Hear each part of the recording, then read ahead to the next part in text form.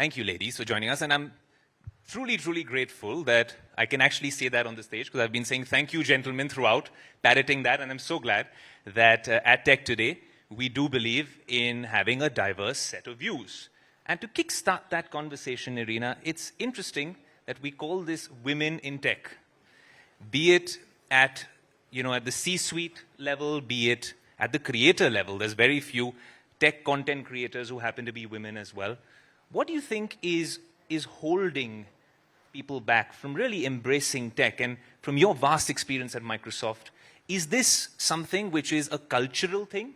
Maybe this has to be fixed at the top, or does it work the other way around? So a couple of things. One is you talked about tech, and second is you talked about culture, right? When you talk about tech in particular, so now the intake of women in the entire STEM industry is about 43%. But what survives right till the end to go across the entire functions and statuses is about 14% itself. Why is this leakage happening? That's one question. And also, this is at the level where you have privileged people entering. And how is it translating to the underprivileged section as well? So I'll cover two things here. One is an overall ability for women to ensure that they stay very engaged in the tech sector itself. So the inflow is high.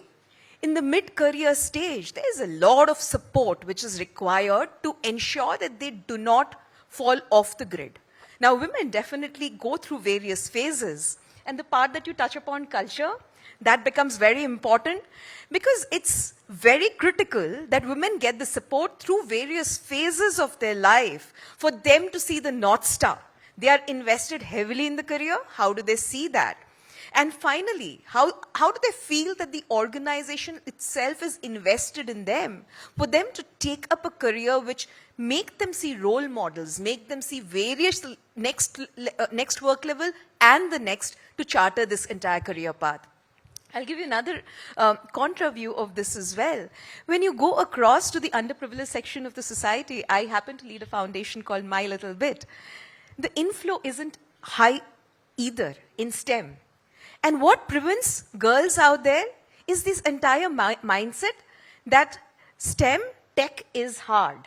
Now the fact is that, so what is easy? I generally ask them, is commerce easy? What is easy for you?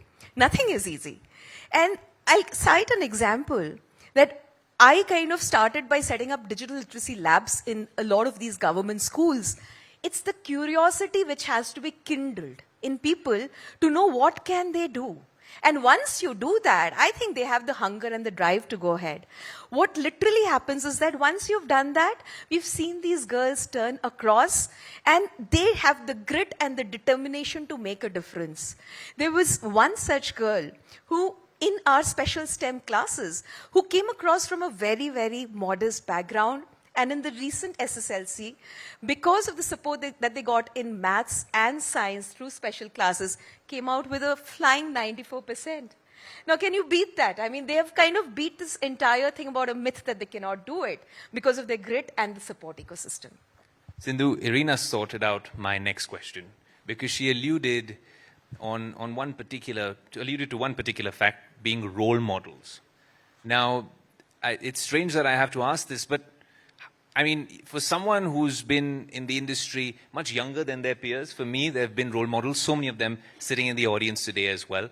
But is it any different for young aspiring women entering the workforce to have a role model, a mentor who could be, well, a woman, could be a man? Does that really change the game altogether? Well, Irina, first of all, I agree to a lot of things that you said. But coming to your question, Aayush, about role models. I think Irina and me come from a time where we had almost kind of accepted the fact that the entire gender balance is a bit skewed in the tech industry, right? That was the status quo. But if I just look at the status quo today, Aayush, to your point, I mean, today there's phenomenal role models for young aspiring leaders, be it men or women for that matter. And honestly, for women, it definitely has to be there, right? I mean, there's no question about that, because like Irina said, women go through a lot of different phases in their life. And it's very important that we have role models for them, and today there are ample number of role models who've really kind of shattered the kind of myths that you'd possibly have and kind of show the way, right? Like what is possible and how it is possible.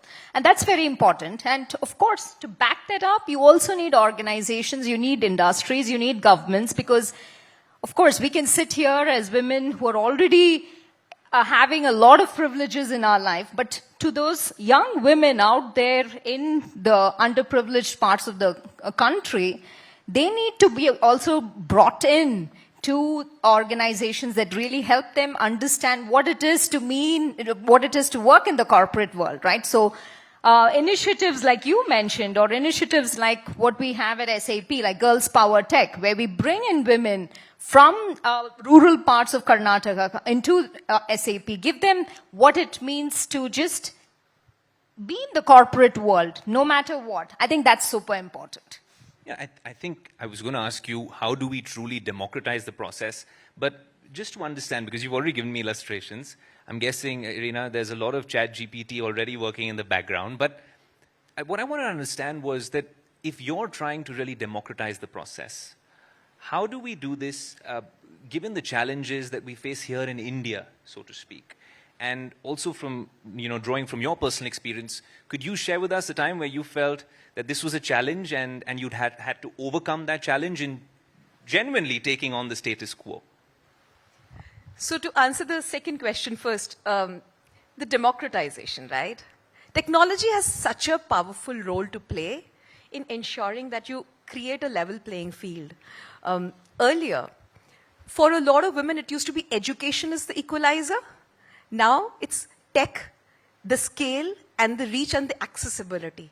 So you're getting the education, but the accessibility to the opportunities to make a true difference is the equalizer. And technology has such a big role to play in this, right? Now, I mean, when I was speaking to one of the people who just joined us recently again, I was asking her that how did she upskill herself to things that she was doing? And she said that while she had faced some 20, 25 interviews, was getting rejected, she kept on going through a lot of courses on Udemy, Coursera, and she told me this course was 500 rupees, this was free. And this is how I got used to doing what Power BI or visualization can do for me.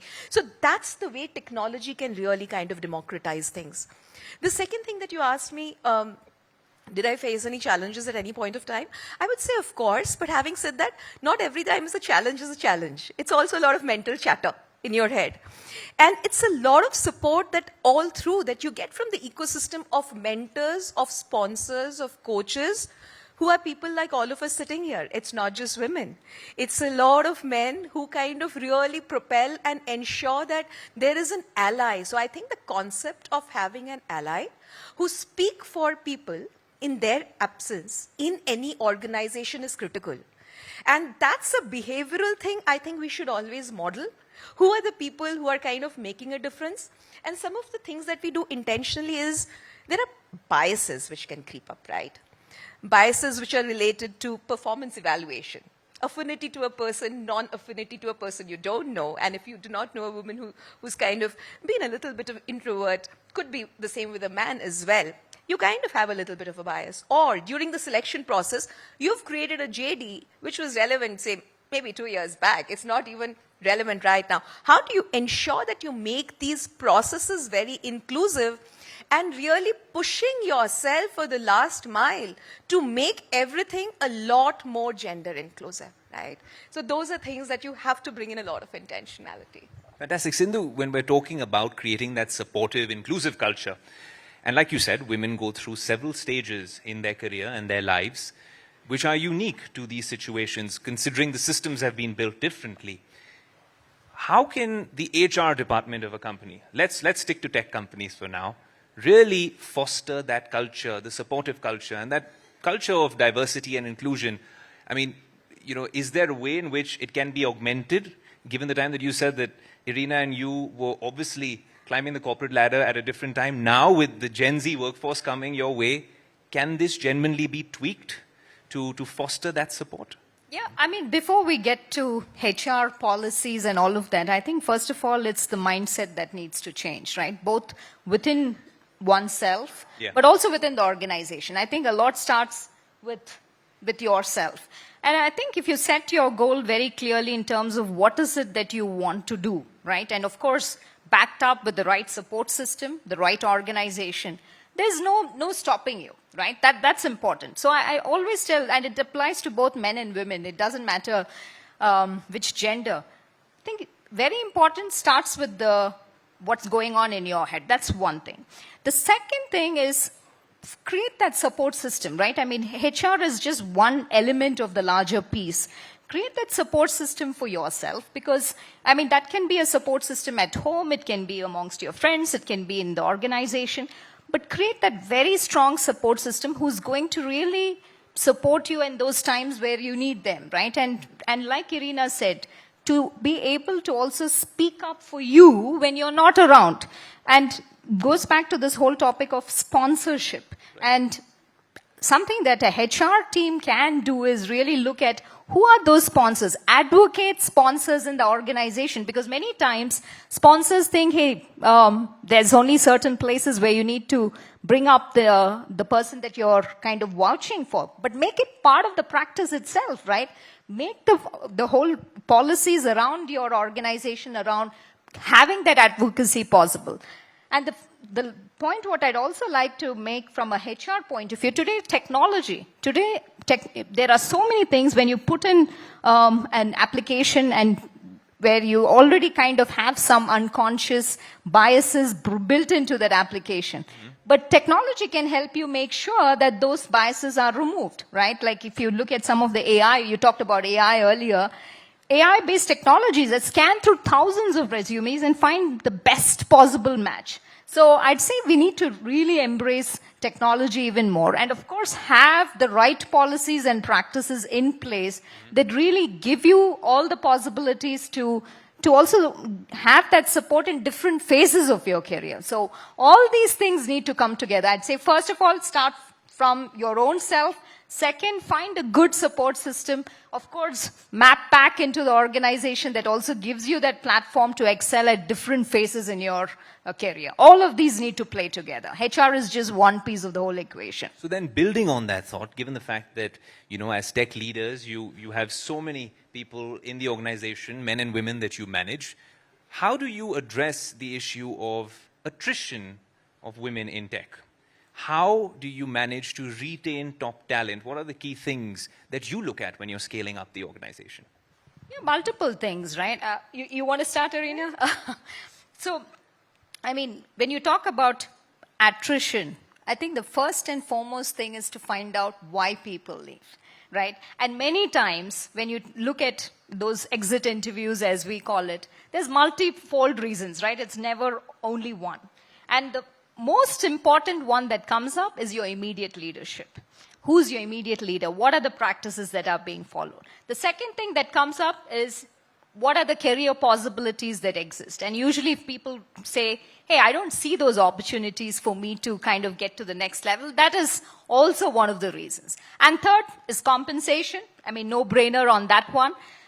So it's always these three things. So to nurture the leadership in the organization, to make sure, and particularly for women, to make sure that they have that right support system across as they grow into different roles, to support them, to make sure that this is also talked about in your talent roundtables. Who are those women in the organization that we want to make sure that take on a completely different role in a totally different part of the organization? Somebody who's driving tech today can totally run the field organization. Why not? To have those conversations very actively, I think, is super important. And to also make sure that you exemplify those leaders who stand for those practices, because it goes both ways, right? So one is to really make sure that you identify those people, talk about them, and make sure that also there are the leaders who are supported and also glorified for that. I'll just add up to that.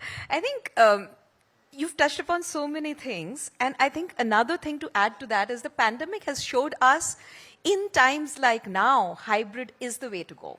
Hybrid will be the future. So the previous panelists were talking about India's moment right now. I think with the opening of AI, it's technology's moment right now. And the hybrid is giving the power to the women with a flexible approach for their moment now. And I'll tell you why. In a study which was done by McKinsey, it showed that women, why they are leaving workforce is because of the lack of flexibility given to them. Hybrid is giving them the highest flexibility. When the question is asked to men and women, 47% of the women are saying that I would stay back if I'm giving flexibility. Less than 30% of men are saying that, right? So which means that it does matter to them. And when you think about the culture, that it's providing this, three things an organization look at. One, hybrid can give you the social culture. It can give you the knowledge culture. It can also give you the human culture, irrespective of where you are based out of, right? So these three things coming together for women, and they're not losing their sleep that I literally have to show up for that 9 to 5 job. And I cannot manage that, so let me drop out and come back. That is important. Also, I think a lot of organizations are now looking at getting women back to workforce. All the organizations, SAP, Microsoft, everybody is kind of putting in ways that you create things for giving women to have a chance for upskilling themselves and then getting back into the mainstream. Because mind you, even in the time that they left the workforce, they got different kind of skill sets. If they left it for bringing up their child, they got different kinds of skill sets in terms of being multitask, great leaders, and kind of fostering those skills, which are also needed, skill sets for a woman to kind of be a leader, right? You know, it's interesting, and I must give you guys a little bit of a sneak peek to a conversation before this session. And I was chatting with Irina, and I was trying to have a cup of coffee, so I'm all charged up for this one. I also got a call from my boss, and then we had our marketing team calling as well.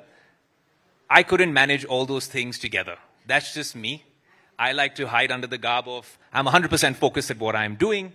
Irina was managing maybe 100% more than me with a smile on her face. As a multitasker, which you've now gotten, well, the gold standard in Irina, which I cannot do, how much, and I'm not going to get mobbed by all the guys in the audience, but I must say this, multitasking for women in leadership, especially in tech, how much of a critical factor is it?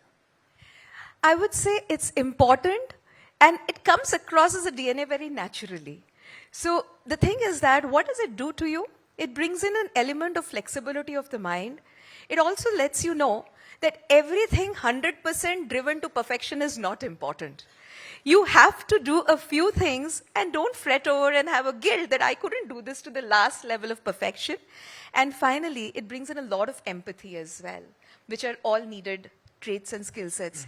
And I think for women, in different parts, it's not just tech, otherwise also tech gains a lot more prominence because the overall diversity quotient here is low. These three things definitely set them up well ahead.